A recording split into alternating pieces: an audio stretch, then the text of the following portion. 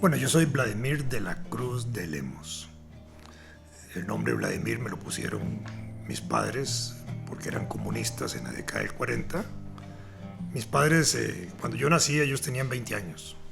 De manera que yo fui hijo de un matrimonio muy joven.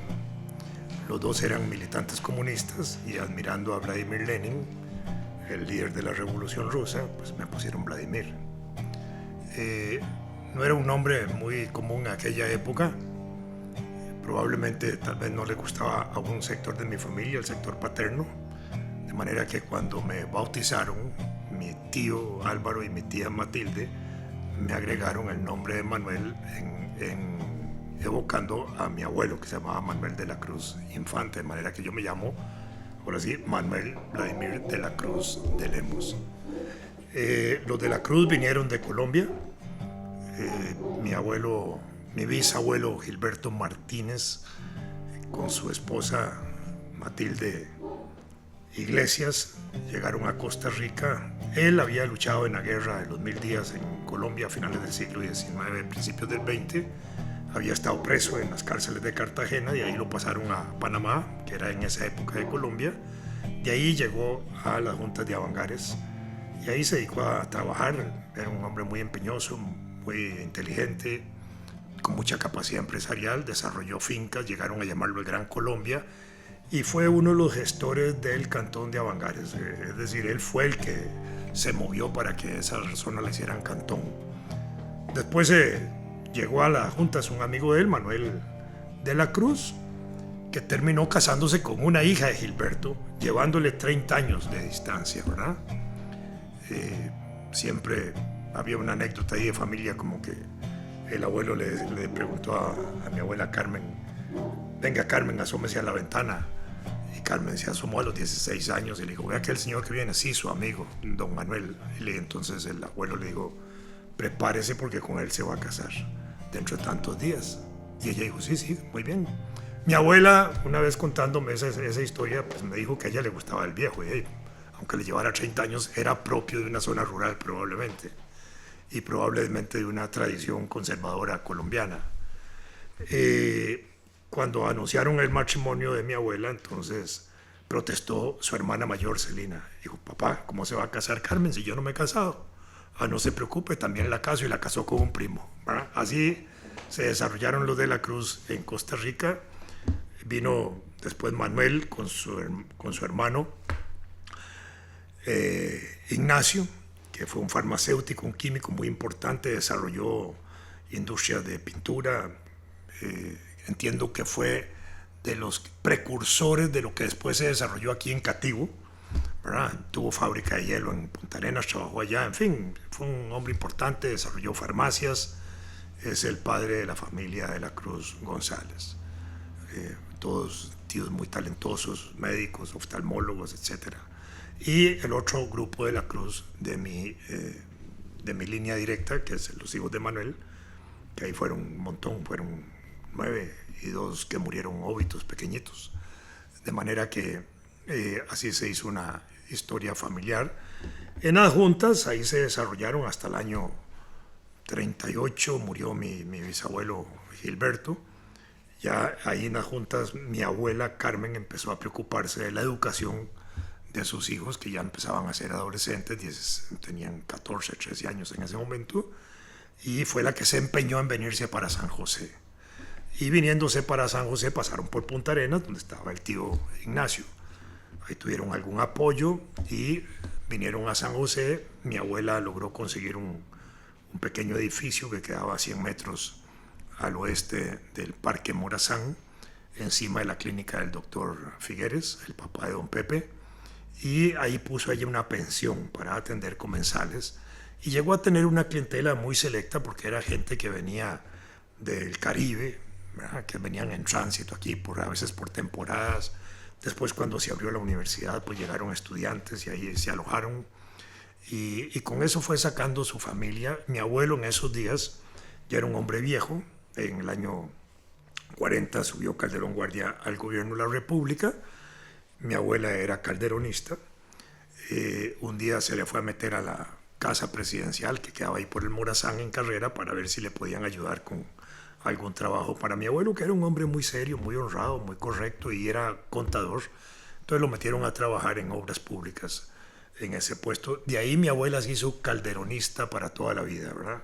Hasta su muerte realmente, hasta 1996 por ahí que murió. Y hizo que también la familia fuera calderonista, ¿verdad? Porque era la vieja tradición de la época donde los abuelos definían más o menos el color político y todos los hijos seguían rigurosamente las reglas. Todos los hijos siguieron rigurosamente las reglas de ser calderonistas, o en el caso de mi padre comunista y caldero comunista en la década del 40, un tío Gilberto Martínez, casado con Elba Malabasi, también caldero comunista, otro tío Rafael Caldero, calderonista, con algunos ribetes de izquierda por ahí. Los otros, que eran más jóvenes, no se identificaron con corrientes políticas de esa naturaleza, siguieron el patrón de mi abuela calderonista hasta que triunfó Junior, Rafael Ángel Calderón Fournier. Cuando triunfó Rafael Ángel, en una reunión familiar, algunos de mis tíos le dijeron a mi abuela: mamá, hasta aquí llegamos. A partir de aquí cumplimos ya con ser calderonistas, ahora déjenos que cada uno decida su destino político. Algunos permanecieron siempre en la unidad, otros se cambiaron a Liberación Nacional de mis tíos. En fin, esa es parte de esa vieja tradición liberacionista y calderonista que impregnó mucho la sociedad costarricense. Por el lado de los de Lemos, mi bisabuelo Adolfo fue el primer dominicano que llegó a Costa Rica y se estableció aquí. Fue uno de los gestores también de la constitución del cantón de Orotina. Incluso hay un acuerdo de la municipalidad para hacer algún evento importante en reconocimiento al abuelo Adolfo. Fue un hombre que estuvo vinculado a las luchas de José Martí, formó parte de los comités que aquí se desarrollaron de solidaridad con Martí y del Partido Revolucionario Cubano. En sus células costarricenses él formó parte del grupo que estaba en Desamparados, de manera que era un liberal importante en ese sentido. Se casa con una hija de Rafael de Rodríguez Salas, que era un hombre muy importante en aquellos años. Era masón desde 1990, pero además llegó a ser diputado en 1900 hasta 1920 y miembro de la Asamblea Constituyente del 17 y secretario de esa asamblea. En el año 20, la oposición política en San Ramón le enfrentó a un yerno de él, que fue un acto cochino de la oposición de enfrentarle a un yerno a su suegro, y al mismo tiempo un acto que no era lo más correcto que el yerno aceptara enfrentarse a su suegro. Entonces mi abuelo muy dignamente dijo: frente a un hijo yo no compito y no peleo, y entonces se retiró de la política. Murió en 1928.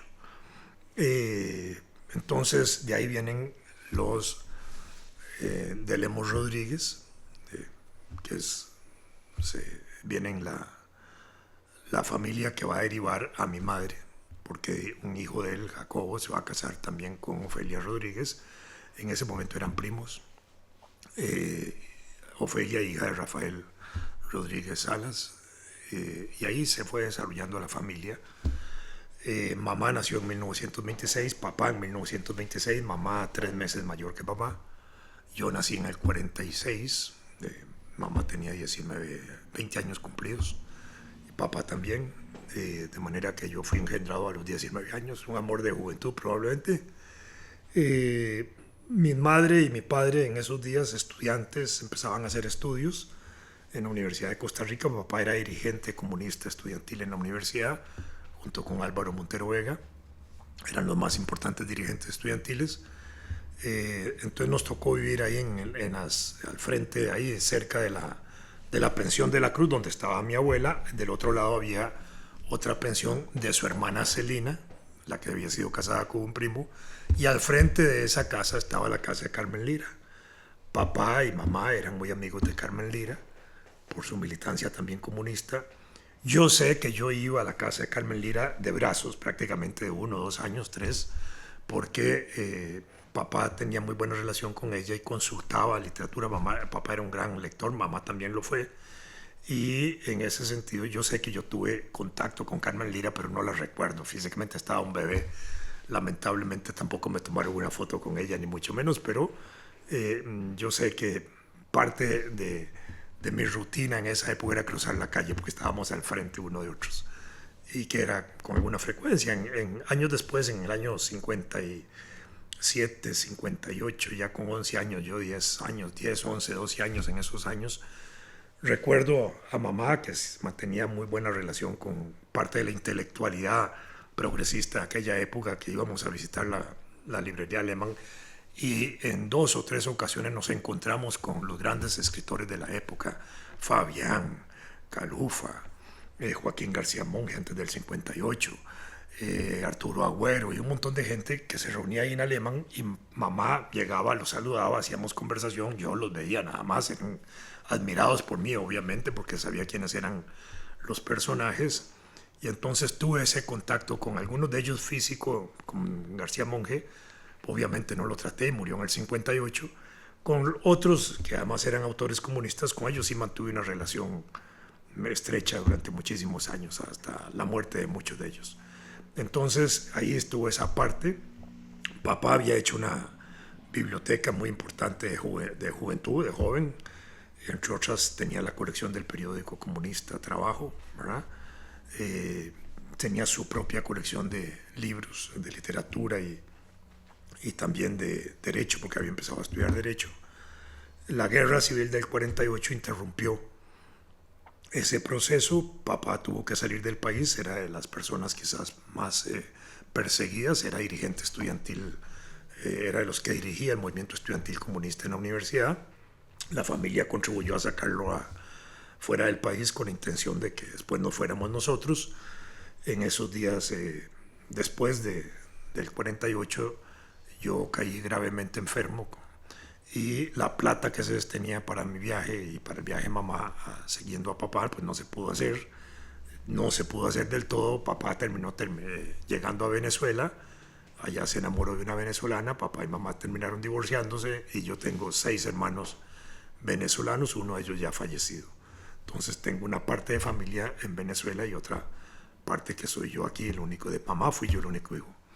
Durante la guerra civil del 48, la casa nuestra fue visitada varias veces por la gente que había triunfado. En una ocasión andaban buscando hojas sueltas que se tiraban a polígrafo en esa época, porque en casa se tenía el polígrafo, que en esa época fue bien escondido.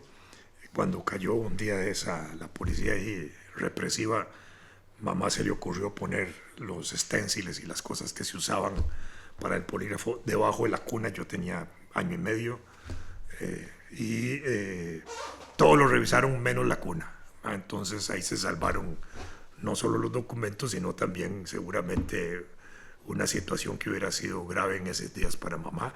Se intentó llevarla a la cárcel al Buen Pastor, a ella y a una hermana, en Ile de Lemos.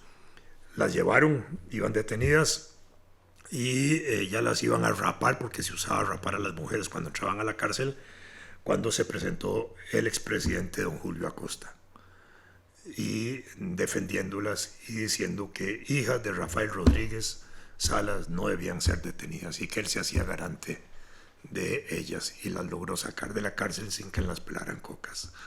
Entonces ese es un agradecimiento al gran presidente don Julio Acosta también, que nosotros guardamos con mucho cariño en la familia. Mamá por lo menos lo guardaba, y una tía mía más, porque era más chiquitilla que mamá y lloraba más de que la fueran a rapar.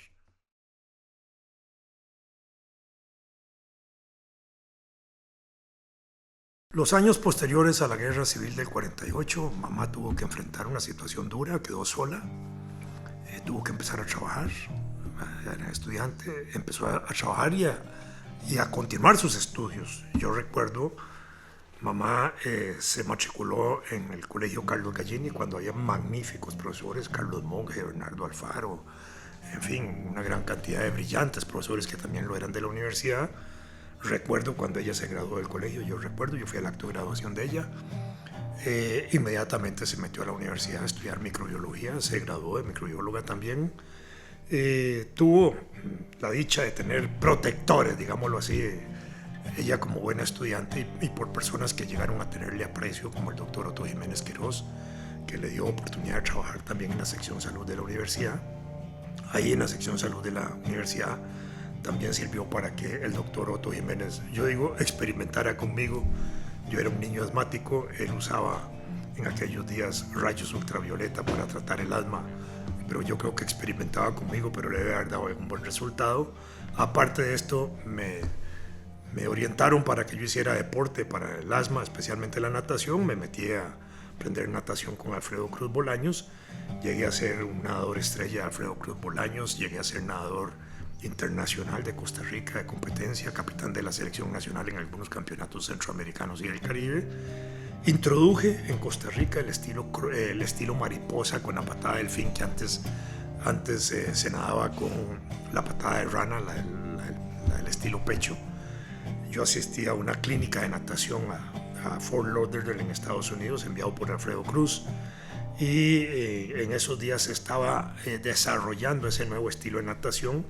Ahí yo fui acogido por la Universidad de Purdue con el entrenador Dick Pappengut, que era uno de los mejores entrenadores de Estados Unidos, había sido entrenador olímpico, de manera que yo aprendí esa patada, la traje a Costa Rica y se desarrolló como una patada normal de natación. Hoy nadie quizás recuerda que yo fui el introductor de esa modalidad aquí en el país, pero fui yo. Mamá, en los años 50, después de que nos quitaron la biblioteca que habían formado en los años 40, empezó a hacer su biblioteca otra vez. Ella compraba libros, era una gran lectora, me leía a mí, esa era una de las prácticas importantes de niñez. Mamá me leía mucho a mí, me leyó versiones del Quijote, los viajes de Neil Jorgensen y una gran cantidad de novelas ejemplares, y algunas cosas que ella leía también me las pasaban a mí. Después, ya de adolescente, mi abuela materna, Ofelia, que era una mujer excepcional, brillante, inteligente, que había sido discípula de Tomás Povedano, pero debido a su pobreza no pudo quizás desarrollarse como gran pintora, pero lo fue, tuvo unos rasgos muy importantes de pintura y hizo cosas interesantes. También por inquietudes probablemente de su papá, de Rafael Rodríguez, que había sido masón, y por la influencia del maestro Tomás Povedano, mi abuela se hizo teósofa y perteneció a la teosofía. Yo tengo cartas de Povedano dirigidas a mi abuelita, hablando de su participación en las logias teosóficas de Costa Rica en el año 20 y pico. De manera que por el lado de mi abuela había también una inquietud intelectual muy importante. En los años 60 ella muy hábilmente me ponía a mí a leerle libros de las grandes teósofas, de Madame Blavatsky y otras, con lo cual yo después entendí y comprendí que seguro ella también quería meterme a mí en el camino de la teosofía, lo que no logró.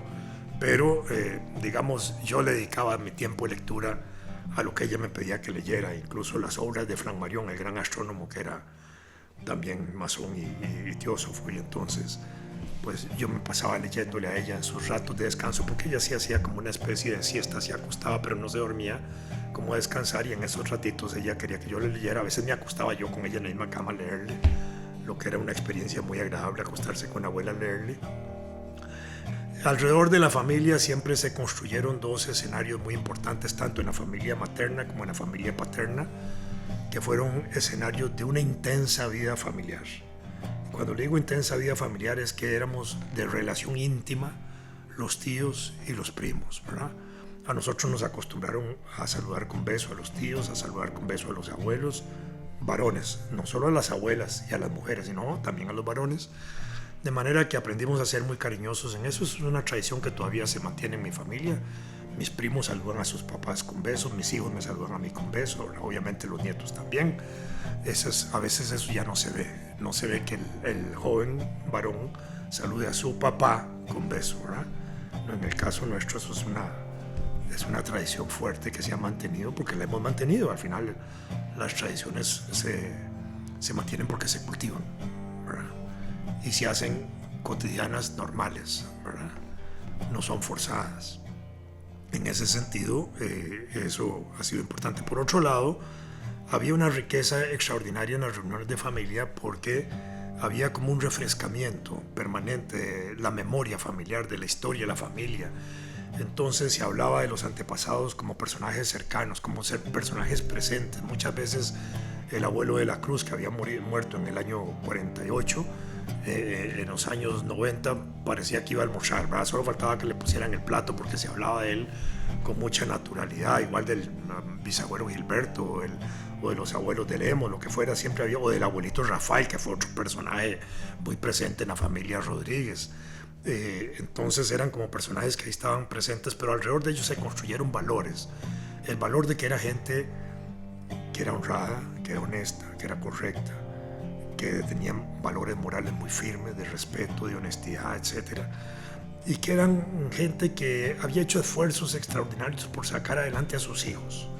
Si no les podían dar profesión, les daban oficio y les enseñaban a vivir de su trabajo honestamente, ¿verdad? Y en ese sentido había un cultivo por enseñarnos que esa gente de nuestro pasado familiar era valiosa. Y con eso se nos transmitía otro valor importante, que si nuestra gente era valiosa, uno también entendía que los familiares de los amigos y de las otras personas igualmente eran tan valiosas como los nuestros. Y se enseñaba y se cultivaba un valor de que todos valíamos socialmente. Y yo creo que esa fue una cosa muy importante en mi formación, porque eso lo vi yo en mi familia de Lemos Rodríguez como lo vi en la familia de la Cruz, que eran valores muy sólidos de que todas las personas valen. Aquí no hay nadie que no valga, sino que todos tenemos una tradición. En muchos casos hay que estudiar ese valor familiar, pero que si se rescata podemos enaltecernos, podemos enorgullecernos más de nuestra propia familia y con el conjunto de todas las familias también nos enorgullecemos más de ser costarricenses, porque de hecho lo que más vale de Costa Rica somos los costarricenses. Eso creo que se enraizó en mi formación desde niño y de joven especialmente, donde podíamos compartir generalmente los fines de semana. Era usual que nosotros visitáramos a nuestros abuelos. En una época en que los nietos visitaban a los abuelos. Hoy es al revés. Hoy más bien casi que los abuelos tienen que ir a visitar a los nietos. Aquí todavía hay una tradición mixta en mi familia. Vienen los nietos aquí, a veces yo tengo que ir un poco más a verlos. Pero en todo caso son los cambios también modernos que se imponen, porque a veces las nueras y los hijos también trabajan a veces los fines de semana y se complican más las cosas.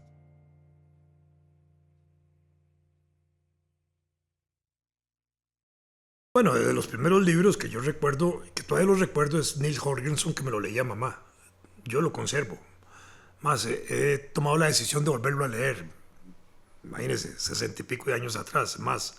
Pero porque quiero volverlo a revisar, porque todavía tengo imágenes de ese libro que recuerdo, imágenes de unos gansos que iban volando y cosas así, pero quiero refrescar algunas ideas de esas viejas lecturas en las cuales mamá me inició. Por supuesto que yo empecé a hacer mis propias lecturas. La Isla del Tesoro fue uno de los primeros libros que leí, ya por iniciativa propia.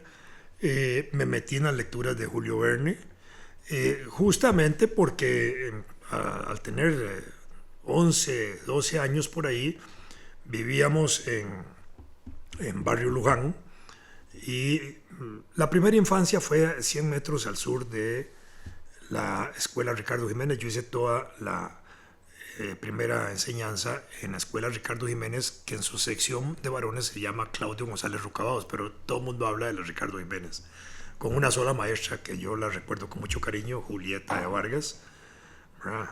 Tenía una hija que se llama igual que mi señora, Anabel, que era muy bonita. Eso es lo único que recuerdo. Después, cuando pasamos al barrio Luján, ahí vivimos en un segundo piso encima de una familia constituida por un periodista importante de aquellos años, Antonio Zabaleta, que trabajaba para la Prensa Libre de origen nicaragüense, y de una maestra Asilla de Estrada, cuyos hijos, hombres y varones, eran mis amigos. Las hijas muy bonitas, Mayanya sobre todo, muy bonita en aquellos años juveniles. Era muy atractiva, pero era mucha mujer para mí en ese sentido. Yo la veía como un mujerón ahí muy bonita, pero yo era un mocosillo. Y Jorge y Felipe, especialmente sus hijos mayores, fueron mis grandes amigos de ese momento. Jorge, a diferencia de Felipe, era un gran lector. Y Jorge, y probablemente por iniciativa de sus padres, periodista formado muy culto, don Antonio, le encantaba la ópera y entonces todos los sábados era casi obligatorio, era religioso oír la ópera que transmitía la Radio Universidad. Todos los sábados, que lo sigue haciendo, y yo me eduqué en esa tradición de oír la música de la Radio Universidad los sábados, la ópera, porque la oíamos casi en familia, entre la de arriba y la de abajo, oíamos aquello, porque era, y conciertos y todo, porque había mucha música clásica ahí. Y Jorge, con una orientación a la lectura en novelas de vaqueros de un autor, Sane Grey, y yo en la lectura de Julio Verne. Entonces competíamos por ver quién iba leyendo más. Y ese fue un reto muy importante que tuvimos de jóvenes, porque nos metimos en una época en que casi no había televisión. La televisión llega después, y a los hogares llega después. Y la radio era importante, se oían telenovelas construidas, algunas de ellas por el autor comunista Adolfo Herrera García, los fantasmas del Teatro Nacional, los fantasmas de las cuevas del río Virilla, y todo el mundo estaba pendiente de aquellos novelones que se tiraba Adolfo Herrera para sobrevivir en aquellos días difíciles. Y ahí vamos. Entonces yo empecé a tener esa formación por ahí. Mamá mantuvo el vínculo con el Partido Comunista durante todo ese tiempo de la clandestinidad, en los 50, mantuvo una relación estrecha con la familia Mora Valverde, especialmente con Eduardo y con su esposa Elena, y era regular que nosotros fuéramos a tomar café una vez a la semana ahí, de manera que yendo a tomar café donde Eduardo y donde Elena, ahí se reunieron muchas veces los grandes líderes comunistas, Calufa y todos ellos, Manuel sobre todo, los grandes líderes, Mario Solís, que después estuvo incluso clandestinamente guardado en mi casa casi un mes en la época en que iba a llegar Kennedy a Costa Rica, porque anduvieron recogiendo a todos los comunistas por razones de seguridad, pensando que iban a matar a Kennedy. Entonces Mario Solís estuvo escondido en mi casa en aquellos días. En fin, entonces yo empecé a codiarme, para decirlo de esa manera, yo como un niño y adolescente, con los grandes líderes comunistas, y aprendí a tratarlos de manera muy personal. Yo a don Manuel le decía Manuel, a Eduardo, a Calufa, las pocas veces que lo traté ahí en casa de Eduardo, le dije Calufa. Después ya más entrado en la juventud mayor, hasta el 64, 65, que yo dejé de ver a Calufa porque murió en el 66, y lo traté con regularidad. Arnoldo Ferreto, pues yo le decía Arnoldo, nunca les dije a don Arnoldo. A veces cuando había otras personas yo les decía don Manuel, don Arnoldo, pero generalmente era el compañero Manuel o el compañero tal. Entonces me acostumbré a tratarlos así. Con Adolfo Herrera García tuve una magnífica relación, estrecha, muy linda.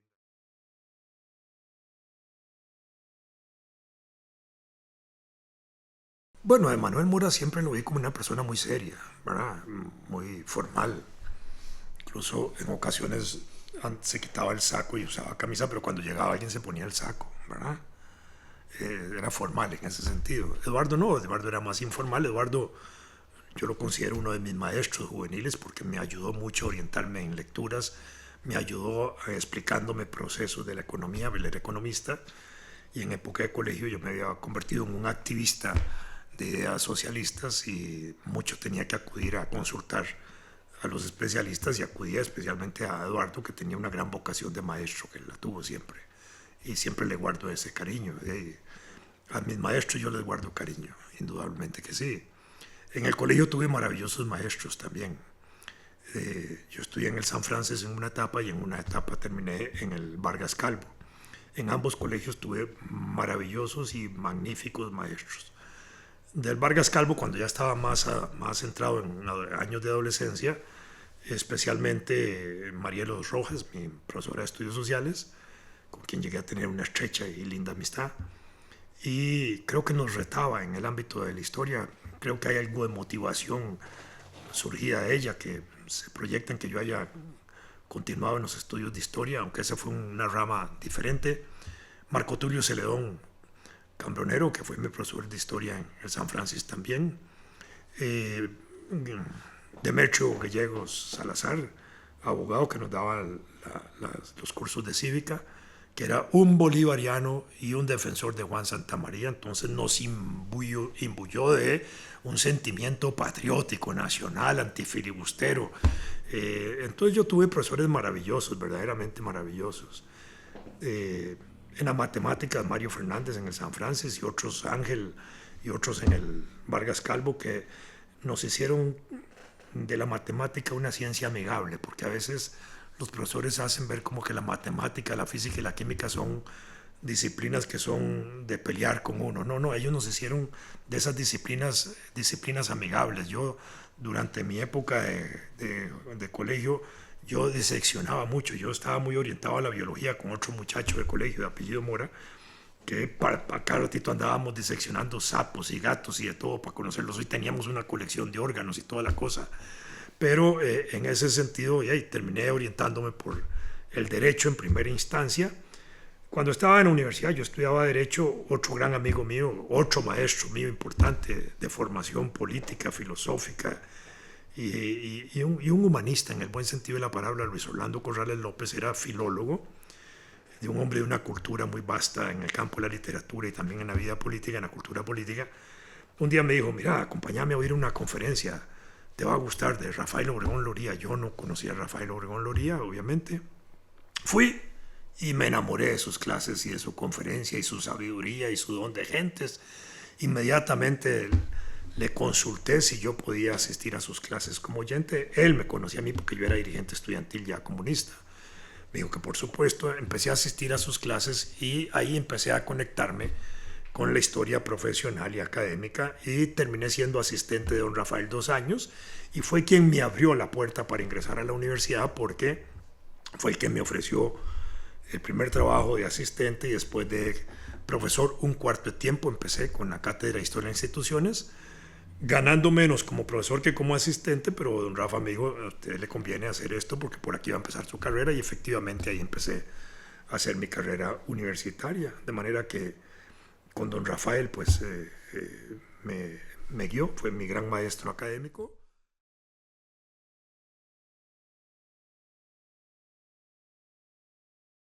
Empecé mi activismo político como estudiante, porque en el colegio, en la década del 60, la situación del país era una situación y regional, era muy complicada. Acababa de triunfar la Revolución Cubana. En Costa Rica se había fundado la Sociedad de Amigos de la Revolución Cubana en el 58. Nosotros pertenecimos a la Revolución Cubana, a la Sociedad de Amigos, mamá y yo. Yo acompañaba a mamá a los actos, yo era un muchachillo de 12 años. Ahí empecé a involucrarme en las actividades organizativas de tipo socialista y después comunistas. Por esos días el Partido Vanguardia Popular había fundado la Juventud Socialista Costarricense. Y yo empecé a vincularme a la Juventud Socialista Costarricense cuando su secretario general era Rodolfo Cerdas Cruz, profesor, hijo de Jaime Cerdas Mora. Yo empecé ahí a vincularme a ese núcleo de la juventud. Después me incorporé a la Juventud Socialista, que tenía su local en los altos de las Antillas, allá por la Bomba La Castellana. Y ahí empecé a hacer mi militancia socialista y en el colegio, en el debate de la época que era la Revolución Cubana, la Alianza para el Progreso, la integración económica centroamericana, el inicio de los conflictos de Vietnam, etc. Yo empecé ahí a nutrirme, digamos, de un pensamiento socialista, comunista, antiimperialista muy importante. Empecé a leer a Vicente Sáenz, uno de los grandes costarricenses poco conocido en Costa Rica, que había venido a Costa Rica para la elección de 1962, donde había sido candidato a la vicepresidencia por el Partido Acción Democrática Popular. En 1965, yo tenía 19 años por ahí, se constituyó un partido Alianza Popular Socialista. En ese momento yo incorporé a mi abuela materna, Ofelia Rodríguez, para que formara parte del grupo constituyente de ese partido, que fue ilegalizado. Entonces nos tocó vivir todavía parte de esa represión en ese momento. Y gracias a los debates que promovía Luis Demetrio Gallego Salazar, donde obligaba a que en los debates siempre hubiera gente en pro y en contra de las tesis que se discutían, pues obviamente yo asumía las tesis de izquierda, digámoslo, de defensa de la revolución, de crítica a la integración, de crítica al proyecto de la Alianza para el Progreso, de crítica a la guerra imperialista en Vietnam y otros, la crítica a la intervención de Estados Unidos en Republicana. Mi primer discurso público además por radio, fue con motivo de la intervención en República Dominicana de los Estados Unidos. Yo hice una intervención radial a nombre de la juventud costarricense, en ese, así lo decíamos, salía anunciado en periódicos y todo en ese sentido, donde se destacaba mi posición ya de combate frente a una intervención imperialista en ese momento. Por esos días de la Revolución Cubana, yo era un carajillo, entre 14 y 16 años, 17, o entre los 12 más bien y los 17 años, me ofreció la posibilidad de visitar Cuba. En esa edad temprana, mamá se opuso, a pesar de que era una mujer comunista, se opuso a que yo fuera a Cuba porque pensaba que si yo iba tan temprano eso podía influir muy determinantemente en mí, y ella prefería que cualquier decisión política que yo fuera elaborando la fuera elaborando por madurez y con más años. Efectivamente así fue, y a Cuba yo asistí hasta 1980 por ahí, antes, o 78, 79 por ahí que fui a Cuba. Antes no había ido en todo ese proceso, pero estaba muy vinculado. Fui un admirador del Che Guevara, de Fidel, obviamente. Soy un fidelista en el buen sentido de la palabra. Admiro su obra revolucionaria, su compromiso. Creo que es uno de los grandes líderes mundiales, no solo latinoamericanos, mundiales. Lo respeto mucho. Respeto el proceso de la Revolución Cubana. Soy defensor de esa revolución, a pesar de las cosas que se puedan decir. Me identifico todavía con ella, ¿no? Y eso es una cosa importante, con sus líderes históricos, obviamente. Y entonces por ahí empecé mi militancia política. Después me ofrecieron la posibilidad de viajar a la Unión Soviética en el año 65-66, que era cuando yo estaba ingresando a la universidad, de manera que yo suspendí mis estudios universitarios 2 años para irme a vivir a la Unión Soviética, donde tuve una experiencia de vida muy bonita. Ahora estoy preparando un libro donde recojo toda la correspondencia que yo le mandé a mamá de la URSS y toda la correspondencia que ella me mandó a mí. Solo la correspondencia, el intercambio de opiniones de lo que yo le decía, cómo iba viendo yo la URSS, opiniones que yo hacía desde allá sobre el proceso político costarricense, las opiniones de mamá para acá. A veces nos transmitíamos chistes que se hacían de chicorlich en esa época y gozábamos con eso, y otras tonterías de carácter familiar que se pueden observar en las cartas. En eso estoy, espero que ese libro salga este año. No sé si será posible, pero espero que salga este año.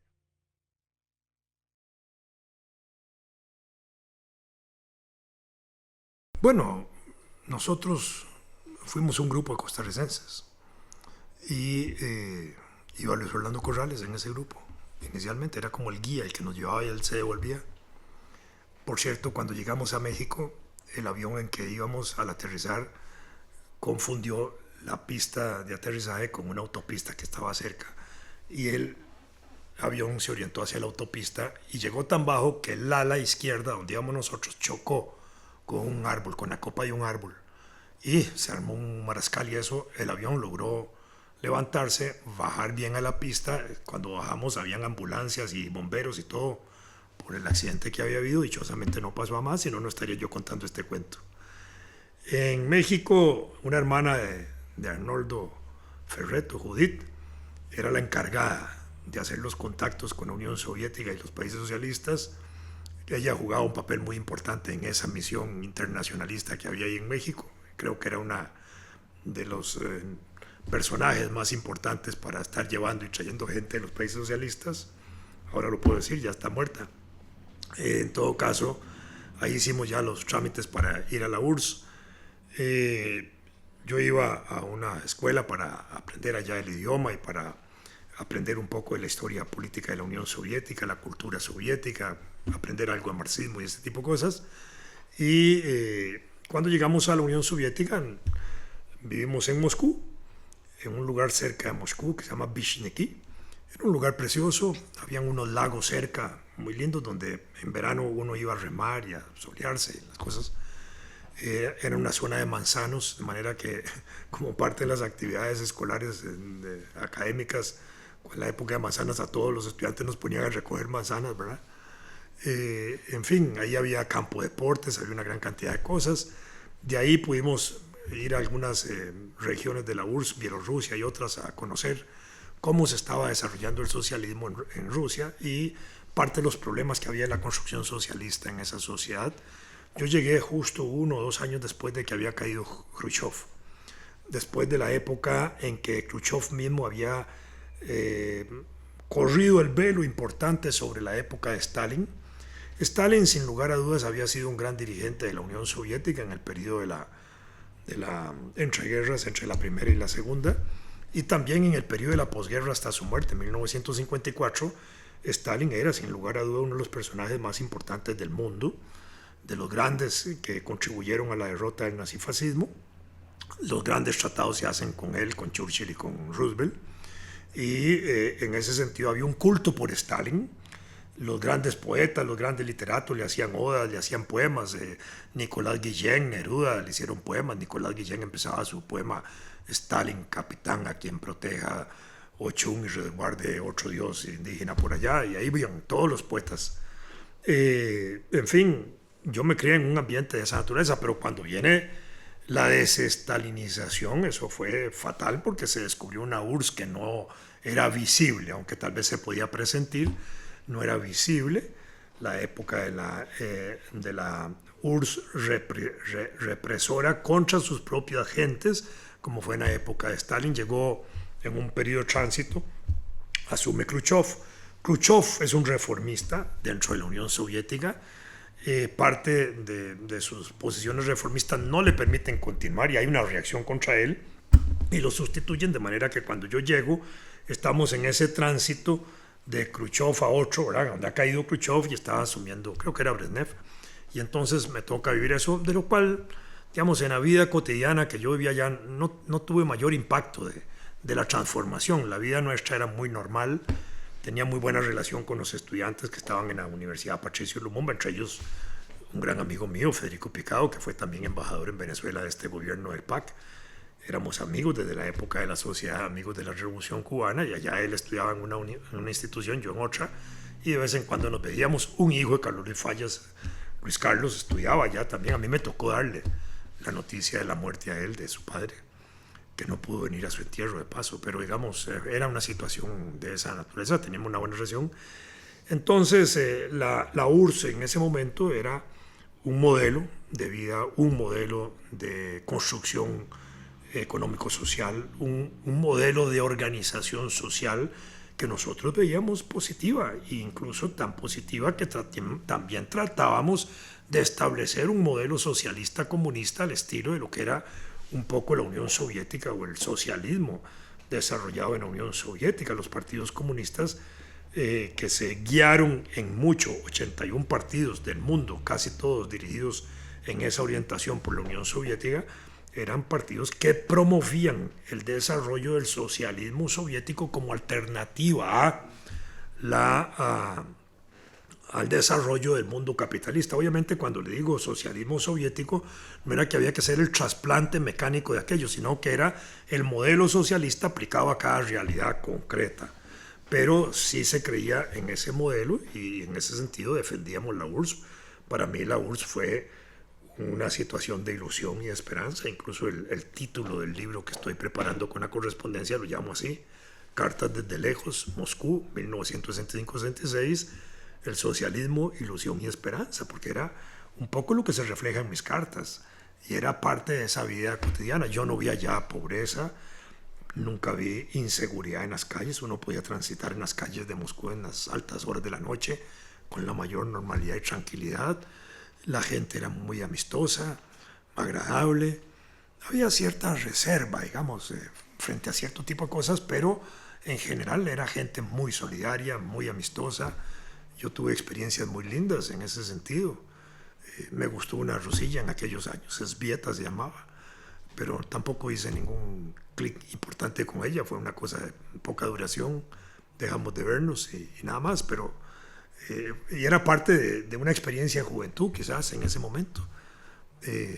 Conocí Bielorrusia. En Bielorrusia tuve la oportunidad de conocer unas granjas que eran como donde se hacía el vino que le gustaba a Khrushchev, ¿verdad? Incluso nos regalaron una botella de vino, nosotros éramos jóvenes en aquella época, de la cosecha de Khrushchev, ¿verdad? Bueno, ese tipo de detalles que tal vez no tenga más importancia o no, pero era una cosa bonita. Eh, la experiencia de la URSS en ese sentido fue muy enriquecedora para mí. Cuando yo regreso, obviamente, regreso identificado con la lucha por el socialismo, con la lucha por el comunismo, la lucha identificada con el pueblo soviético, con lo que yo había conocido de la historia del pueblo soviético, de la construcción de la Unión Soviética y del socialismo, del sacrificio que hizo ese pueblo en la Segunda Guerra Mundial, que llevó el peso más importante de la lucha contra Hitler. De los 50 y pico millones de muertos que tuvo toda la Segunda Guerra Mundial, casi 26 son solo de la URSS. Es decir, ese sacrificio, pues yo lo conocí muy bien y entonces me identifiqué mucho con eso. Sigo admirando lo que fue la Unión Soviética.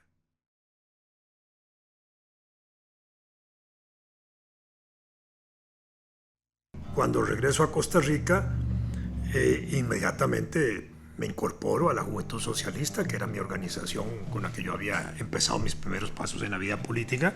Como yo ingresaba ya en el año 67 a primer año de la universidad, en el año 66 constituimos lo que se llamó el Frente de Acción Universitaria, que era la constitución de un grupo estudiantil que íbamos a iniciarlo. Empezamos muy pocas personas: Franklin Carvajal, Oscar Madrigal Jiménez, César Olivares, Juan Fernando Cerdas, yo, muchacho Calvo Cohen.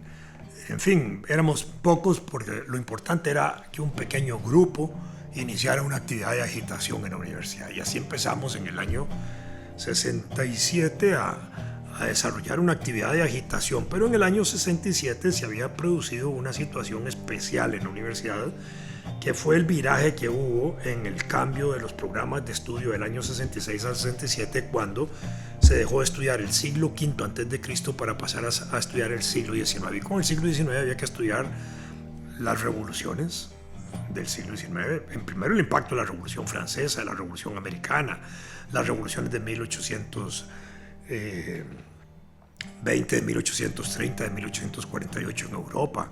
Había que estudiar el romanticismo, había que estudiar el darwinismo, había que estudiar el surgimiento de la sociología, había que estudiar el desarrollo del marxismo, en fin, toda la revolución de la genética. En fin, hay una gran transformación, el desarrollo de la revolución industrial, el surgimiento de la clase obrera, de los sindicatos, de los partidos políticos que empiezan a surgir en el siglo XIX en Europa, que van a dar origen a los partidos obreros, a los partidos socialdemócratas, a los partidos socialistas, a las corrientes anarquistas y socialistas. En fin, toda una gama extraordinaria de matices que empiezan a darse ahí, que nos va a permitir a nosotros en estudios generales desarrollar una gran agitación política en torno a lo que veníamos discutiendo, y alrededor de eso armar discusiones extraordinarias que se hacían con los grandes profesores, con Teodoro Larte, con Láscares, con Marco Tulio Salazar, con los grandes profesores que se proponían a la discusión con sus estudiantes de manera abierta y a discutir de marxismo, ellos con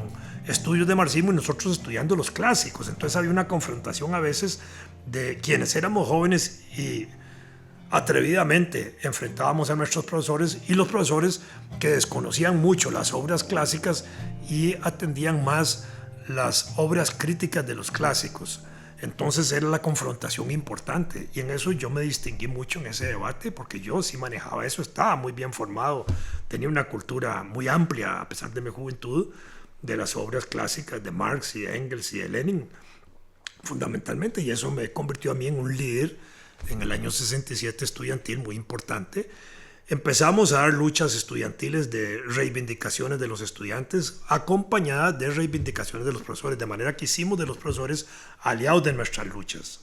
Y esa alianza era de tolerancia, porque no era que ellos se identificaban con ingresar al Partido Comunista ni mucho menos, pero sí era de tolerancia en términos de que nos permitían hablar, nos permitían ingresar a sus aulas, a que echáramos discursos, a discutir, a lo que fuera, porque siempre reivindicábamos parte de los problemas de los profesores en la vida académica, si tenían malos salarios, si debían mejorarse sus cubículos, en fin, siempre teníamos algún vínculo de eso. Luchamos siempre por reivindicaciones muy concretas de los estudiantes, comedores estudiantiles, precios justos en los comedores, becas, pasillos entre interfacultades. Hoy existen los pasillos y nadie sabe por qué se eso lo luchamos nosotros. ¿Cuándo luchábamos nosotros por los pasillos? Cuando llovía. Ahí inmediatamente recogíamos firmas, hacíamos discursos, arenga pública contra las autoridades de la universidad, etc. Y en ese sentido ganábamos puntaje. ¿Por qué? Porque cuando hay verano, más bien los estudiantes son ¿qué digo? Como animales que quieren irse a solear ahí al campo y se asolean y están disfrutando aquello como iguanas. Y están ahí disfrutando el sol, pero en invierno no, había que caminar y mojarse entre un edificio y otro. Eso fueron luchas nuestras. Por aquellos años la federación había tenido buses, fueron saboteados por el sector privado.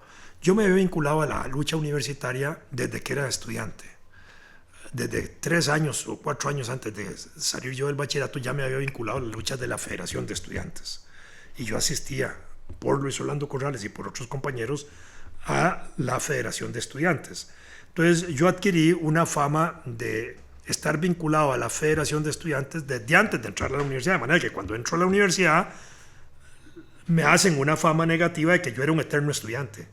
Yo tenía como 8 años de estar ahí, en realidad tenía 8 años de estar ahí, pero no era que había sido estudiante. Yo hice los estudios generales en el 67 y me gradué en el 72, lo que es normal para un joven estudiante. Pero sí había estado ligado a las luchas desde la época de Carlos Pascua, un presidente de la Federación de Estudiantes que después murió en un accidente aéreo. Después se dieron luchas importantes antes del ingreso mío a estudios generales, cuando Fernando Berrocal llegó a la Federación de Estudiantes, donde nosotros, yo ya participaba ahí, pero no estaba todavía en la U, propusimos a Ligia Rovira de candidata a la Federación de Estudiantes, que era una mujer brillante, de origen social cristiano, pero brillante, y se le enfrentó a Fernando Berrocal. Fue quizás la primera mujer candidata a la presidencia de la Federación de Estudiantes. Todavía sigue siendo una mujer brillante. Hoy es teóloga y socióloga y otras cosas, pero ahí jugó su significado. Ellos desarrollaron grupos estudiantiles porque en esa década del 60 impacta también América Latina el Segundo Concilio, la Conferencia Episcopal Latinoamericana, CELAM, el desarrollo de los grupos cristianos progresistas que se desarrollan ahí, Cristianos por el Socialismo, Iglesia a los Pobres, Teología de Liberación, un montón que empiezan a tener, Iglesia Joven y otros movimientos que surgen, que empiezan a tener presencia en Costa Rica y llegan a tener presencia en la universidad. Y esa presencia sensible de ellos con los problemas sociales los hace aliados con los socialistas y comunistas de la universidad que éramos nosotros. Entonces jugamos ahí alianzas importantes, estratégicas, significativas. Dentro del movimiento estudiantil dimos 2 luchas muy importantes para establecer el voto directo. Y el voto directo para elegir las autoridades estudiantiles, porque no existía, era el Congreso Estudiantil Unitario el que nombraba al presidente y nosotros empezamos a mover y agitar para que se hiciera una votación de elección directa. Primero ganamos un referéndum que no se quiso respetar, después tuvimos que hacer otro referéndum que se impuso y así en el año 69 se hizo la primera elección directa de representantes estudiantiles. En el año 67 nosotros como grupo estudiantil de izquierda apoyamos la candidatura del rector Monje Alfaro a su 3er periodo. Con los rectores, yo si le puedo contar ahora, yo tuve una buena relación personal, porque en el caso de Carlos Monje, que había sido 8 años secretario general y 8 años rector de la universidad, ¿verdad? Carlos Monje era casado con una prima hermana de mi mamá, con una doctora Eugenie Rudín Rodríguez, hija de Fernando Rudín Hefti, que había sido gobernador de San José por Mario Echandi, y de mi tía abuela Ángela Rodríguez, hermana de mi abuelita Ofelia, que me adoraba. Entonces yo tuve con ella una relación muy estrecha y con don Fernando igual. Y con Carlos, que era su yerno, yo llegué a conocerlo como Carlos y le hablaba como Carlos, ¿verdad? Porque a Carlos yo le decía Carlos y a Eugenie le decía Eugenie y a su hija Patricia le decía Patricia, ¿verdad? Mi prima, etcétera, de manera que teníamos una relación estrecha. Por supuesto, Carlos era el secretario general, era el rector. En lo personal, en lo familiar, yo le decía Carlos. En la vida estudiantil pública yo le decía señor rector o don Carlos, ¿verdad? Pero cuando teníamos encuentros, yo como dirigente estudiantil y él como rector, yo me permitía a veces llamarlo en el ámbito familiar Carlos, ¿verdad? O señor rector. Con Eugenio Rodríguez, el otro rector, era primo hermano de mi mamá, nieto también de Rafael Rodríguez. Entonces yo tenía un acceso igual con él, porque igual a Eugenio yo le decía Eugenio. La familia me había permitido establecer esos contactos familiares de esa naturaleza. No sé si eso me daba a mí ventajas o no, en términos de la lucha universitaria estudiantil, porque primero no le tenía miedo a los rectores. Para mí eran familiares y segundo tenía acceso a ellos, que era una cosa muy importante para ser dirigente estudiantil. En un movimiento estudiantil que era combativo como el nuestro, tener acceso a las autoridades de la universidad era importante. Por ejemplo, en una ocasión que nosotros pusimos algunos carteles en la universidad, Carlos Camaño, que era el director administrativo de la universidad, nos llegó a quitar los carteles. Entonces asistimos a un grupo donde don Carlos Monge, rector en ese momento, y le dijimos, mire, don Carlos, si aquí nos quitan los carteles que nosotros ponemos, vamos a empezar a hacer pintas. Vamos a pintar la universidad con consignas. Y Carlos llamó delante de nosotros a Carlos Camaño y le dijo, hay que darle oportunidad a estos muchachos para que expresen sus puntos de vista, mande a poner pizarrones para que ellos pongan sus opiniones o deje que ellos cuelguen sus opiniones, no van a pintar la universidad. Y nunca se pintó la universidad estando nosotros en la dirigencia estudiantil. Y hasta hoy se ha mantenido bastante limpia. Hay unas expresiones por ahí de pinturas, grafitis que se hacen en la universidad que obedecen a otro tipo de corrientes, pero no a la cultura política que nosotros creamos en aquella época, porque creamos una universidad de debate, una universidad de tolerancia, una universidad de enfrentamiento donde podían sentarse comunistas como nosotros con gente del movimiento Costa Rica Libre en aula y en auditorio a discutir. Con Rafael Sayagués del movimiento Costa Rica Libre, con Juan Manuel Estrada del movimiento Costa Rica Libre, nosotros discutíamos en aulas, porque discutíamos posiciones, discutíamos tesis, confrontábamos opiniones. Esa era la riqueza del año 67, 68, 69 y 70 que nosotros cultivamos en la Universidad de Costa Rica desde la lucha estudiantil. Y eso nos hizo ganar un gran respeto, yo creo, no solo personal, profesional, académico, en todos los sentidos, hasta hoy en el caso mío.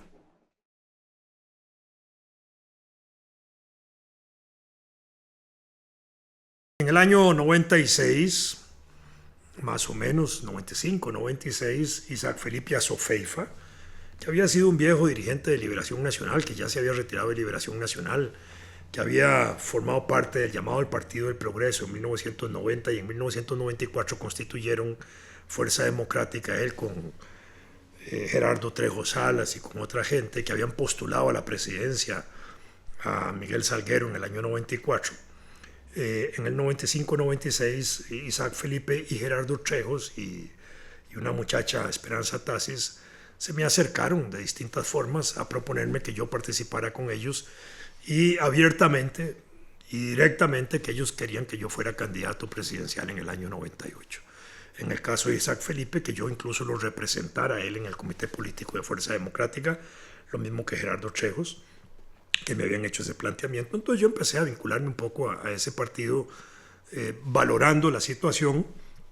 Cuando ya se me hizo una propuesta más concreta de que yo fuera candidato a la presidencia en el 98, pues fue una decisión que me tomó casi 8 meses pensarla en unión de mi familia, porque entendía que ese era un compromiso que para mí no era para una campaña electoral, para mí era un proyecto de largo plazo, que si yo iba a ser candidato a la presidencia, pues yo entendía que esa candidatura debía repetirse tantas veces como fuera posible hasta que llegáramos a la presidencia de la República, y que yo iba a hacer ahora sí carrera política activa en ese sentido. En el año 98 entonces fui el candidato a la presidencia de Fuerza Democrática,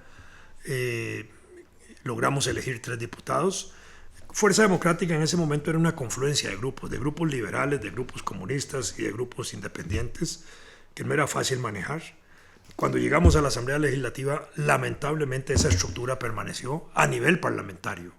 De manera que cuando entramos con un partido que había tenido un éxito electoral, inmediatamente el 8 de mayo estaba fragmentado en 3 grupos dentro de la propia Asamblea Legislativa. Y eso le hizo mucho daño a la vida interna del partido. En el año 2001, el partido se fragmentó, en parte por esa división de origen que tenía, en parte por la discusión de si yo debía ser doble candidato, presidente y diputado. Al final se impuso la doble candidatura, un grupo se salió y ya ahí empezó, digamos, el declive de Fuerza Democrática. Todavía participé en el 2006 y ya después de la derrota en el 2006 opté por no volver a participar en la política activa. En este momento no pertenezco a ningún partido político.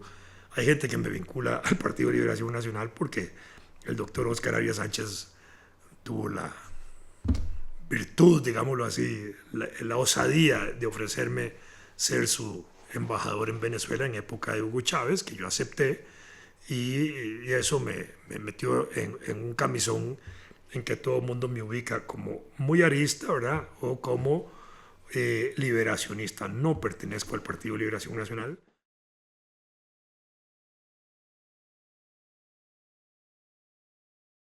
Yo me le había enfrentado en el año 96, en el año 2006 a Arias, en la campaña electoral. Fuimos contendientes, fuimos opositores políticos. En el año 2007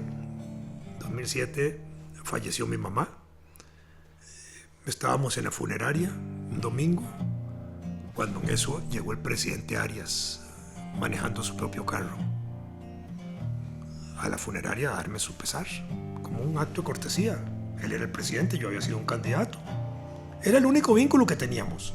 En 1970 yo había hecho un discurso tremendo contra Óscar Arias como dirigente estudiantil cuando él era ministro de Planificación. Un discurso fuerte, porque él quería restringir los fondos universitarios y yo era el principal vocero estudiantil en la asamblea universitaria. Fui muy duro con él, teníamos una distancia política. En el 2006 yo era opositor de Arias. En 2007 él tiene un gesto personal que yo se lo agradezco, obviamente. No solo llegó a darme el pésame, sino que compartió en el acto funerario casi 2 horas, ahí con la gente, conmigo y con familiares, y fue un acto verdaderamente emocional desde el punto de vista del momento en que estábamos. Se retiró él, yo lo fui a acompañar a dejarlo al carro como un acto también de respeto protocolario. No nos volvimos a ver. Yo estaba en Estados Unidos 2007, yo estaba en Estados Unidos en diciembre, enero, pasando unos días allá con el hijo mío, cuando me llaman de Costa Rica, una llamada del doctor Óscar Arias Sánchez, de la Presidencia de la República, que quería hablar conmigo. Le dije, sí, está bien. Entonces hablamos y me dijo, mire, Vladimir, yo quisiera que usted valorara la posibilidad de ser embajador mío en Venezuela, y yo quiero que usted sea. Conozco su trayectoria, sé quién es usted, sé quién es el gobierno de Chávez, creo que usted es el mejor candidato en ese momento que yo tengo para enviar a Venezuela, porque quiero mejorar las relaciones con Venezuela y usted puede ayudar en eso. Y le dije, déjeme pensarlo, ¿cuántos días me da? Y me dice 3. Entonces desde Estados Unidos yo consulto con mi señora, con mis hijos. Al final tomamos una decisión de que aceptara. Yo tenía mi familia en Venezuela, ya no estaba mi padre, estaba fallecido, ni su esposa Anita, que estaba fallecida, pero estaban mis hermanos. Entonces yo simpatizaba en ese momento con la revolución chavista. Para mí era una experiencia extraordinaria ir a Venezuela y tener la posibilidad de convivir allá con mi familia, más de lo que ya lo hacíamos por correspondencia y esporádicamente. Aquí en Costa Rica habían vivido en mi casa 2 hermanos, una hermana y un hermano, durante tiempos prolongados. Una hermana hizo la primaria aquí en Costa Rica, Carmen, y un hermano vivió casi 2 años conmigo, Alberto, que falleció después, que colaboró conmigo cuando yo estaba en la embajada.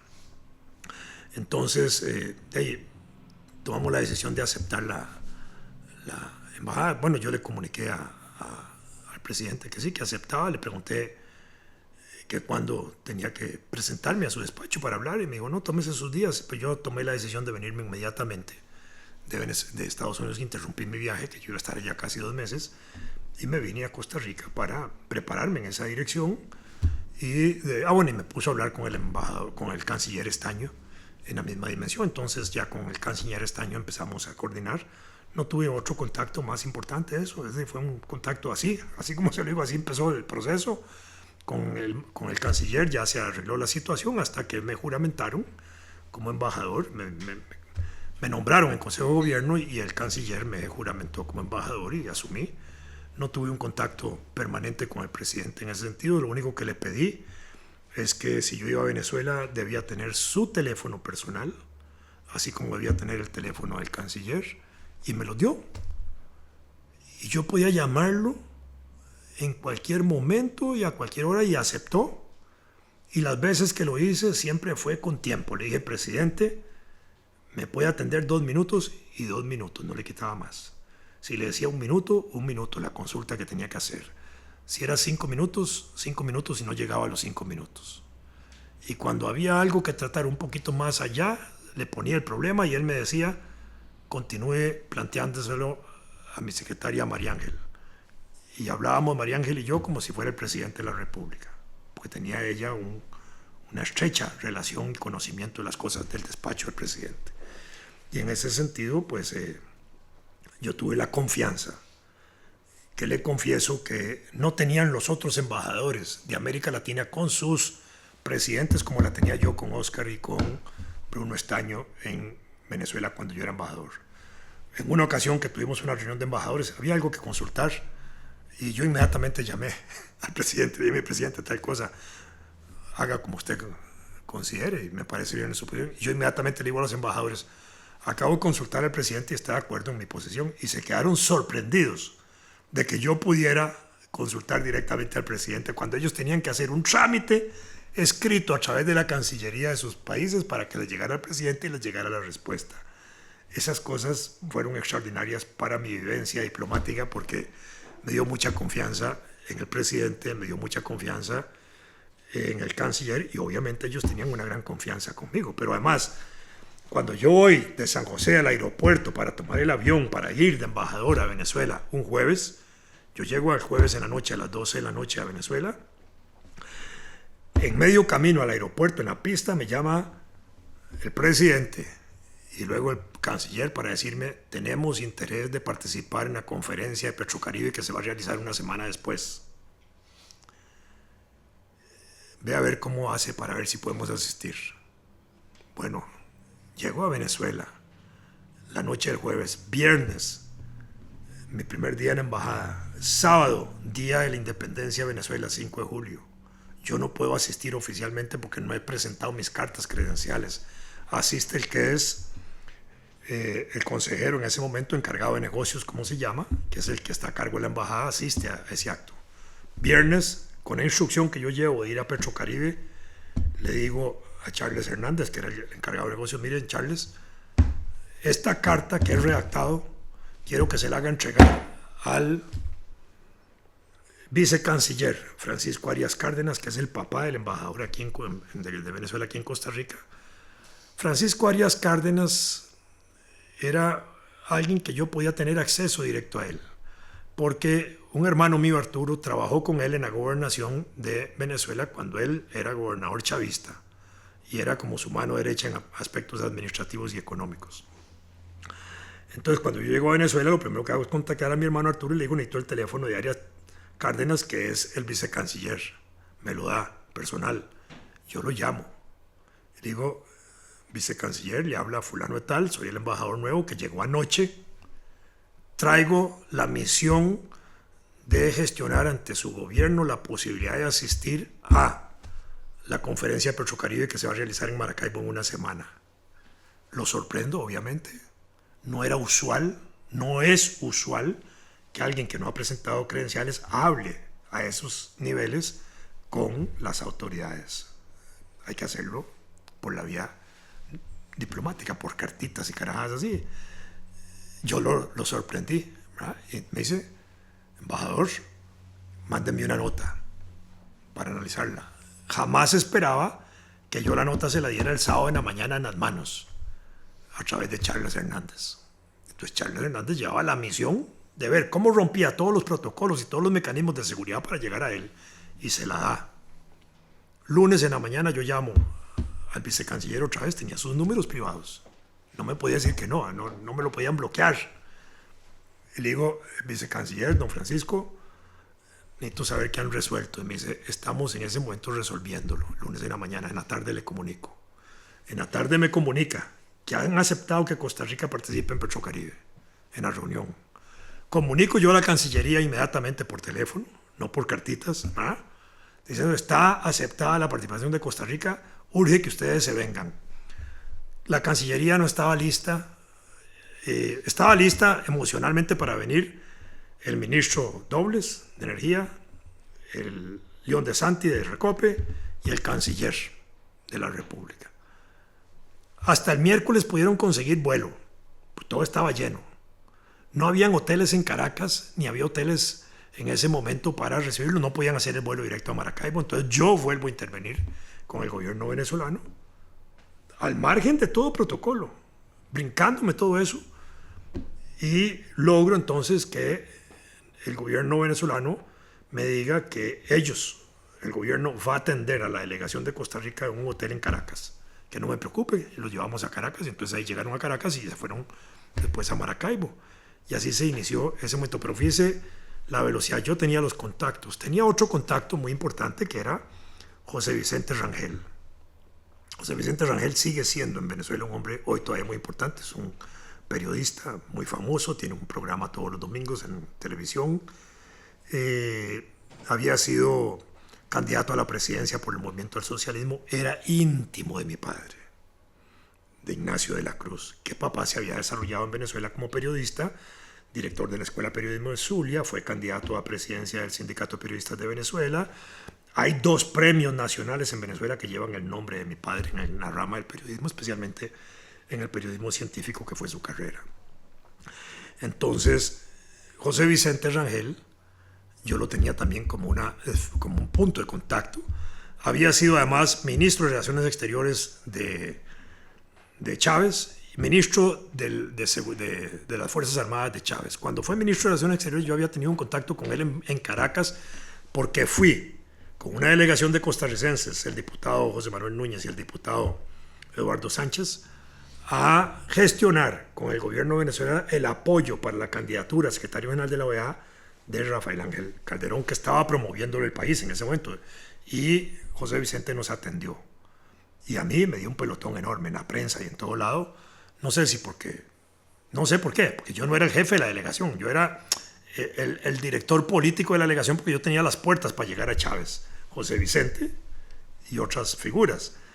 Pero iban 2 diputados y tenían un rango superior al mío, pero yo había sido candidato a la presidencia.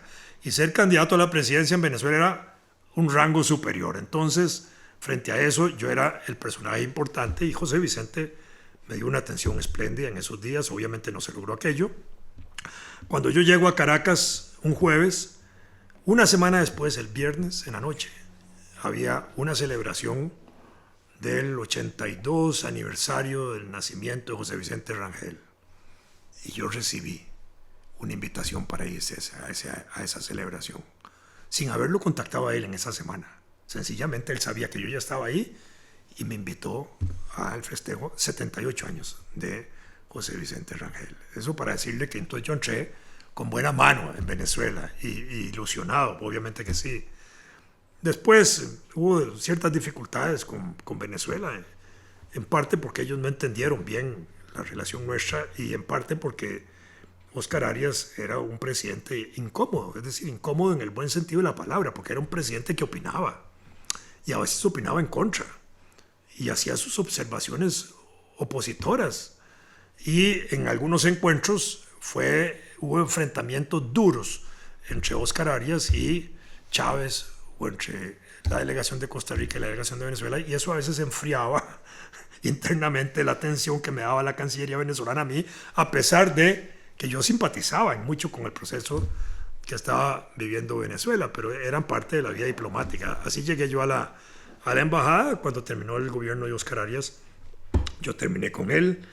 El gobierno de doña Laura Chinchilla me ofreció que yo me quedara unos meses más. No me ofrecieron que yo me quedara con embajador, que me quedara transitoriamente mientras ellos veían si me dejaban a mí o no, pero yo tomé la decisión de retirarme de la vida diplomática, en parte porque necesitaba atender a mi familia, que era más urgente.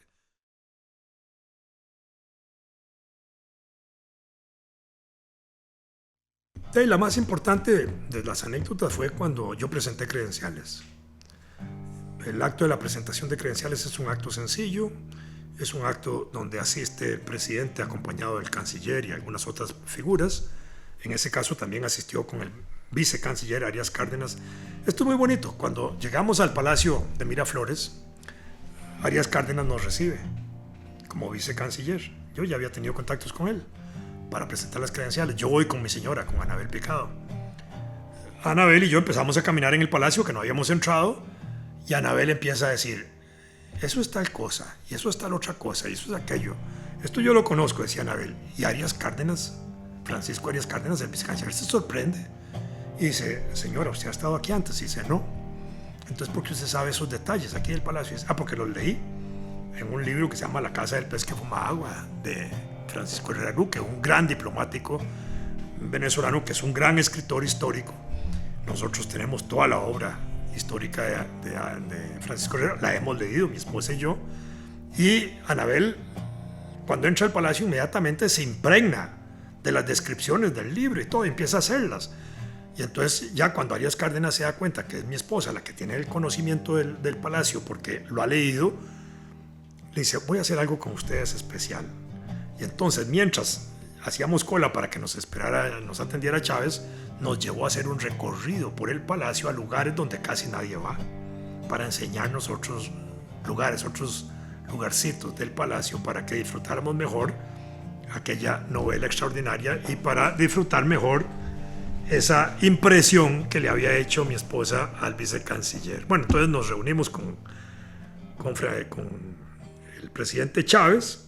Es un acto sencillo, se intercambian algunas palabras, se intercambian los documentos oficiales que uno lleva, son sobrelaclados que uno le entrega al presidente, donde va la comunicación de nombramiento.